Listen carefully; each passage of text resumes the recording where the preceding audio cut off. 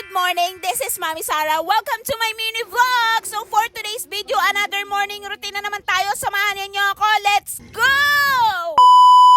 So yes guys, another day, another video na naman tayo. At for today's video nga, ang ating kaganapan, ang inay niyong bakla, gumising ng maaga mga kaibigan dahil Lunes na naman, may pasok na naman ang aking mga estudyante. So as you can see guys, gumising tayo ng alas 5 ng umaga sapagkat tayo ay magluluto ng almusala ng aking kids lalo.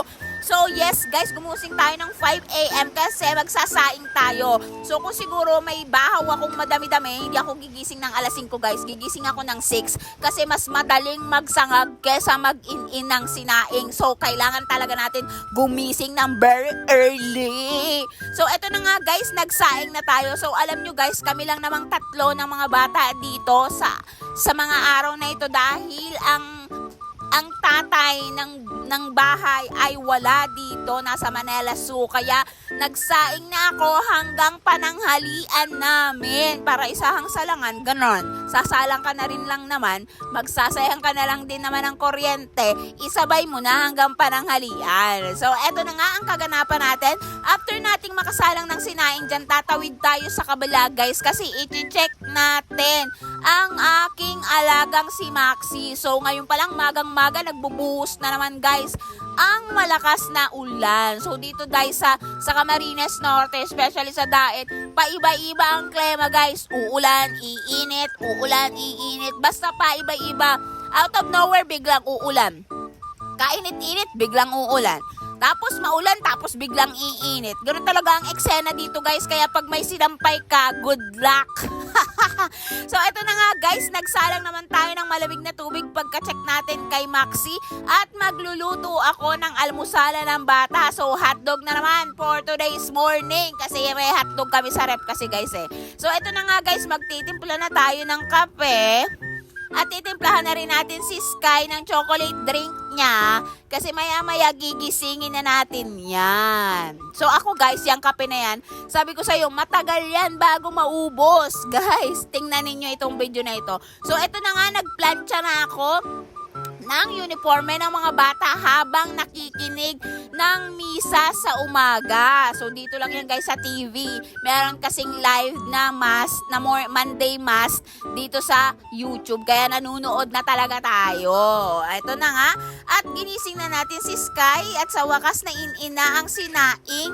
Papakainin na natin yan ng almusalan guys. So kailangan talaga natin gumising ng maaga para makakain siya guys nang hindi nagmamadali. Kasi etong si Ate Sky medyo may kabagalan siyang kumain. At ngayon na nga nagkagising na din si JK ang aga. So pinakain ko na rin siya guys. Tinimplahan ko siya ng milk. Milk ang gusto niya. Ayaw niya ng chocolate drink. Ayan ang kanya. Gatas at kumain na rin siya ng kanin. Ayan ang almusalan nila guys habang ako nagkakape pa rin, diba? Nakatapos na tayong mamlansya ng mga uniforme. At ngayon naman guys, bibili tayo sa baba ng baon ng mga bata dahil naubos na po ang stock ng biskwit at mga juice sa rep lalo ng ina ninyo. Oh yes!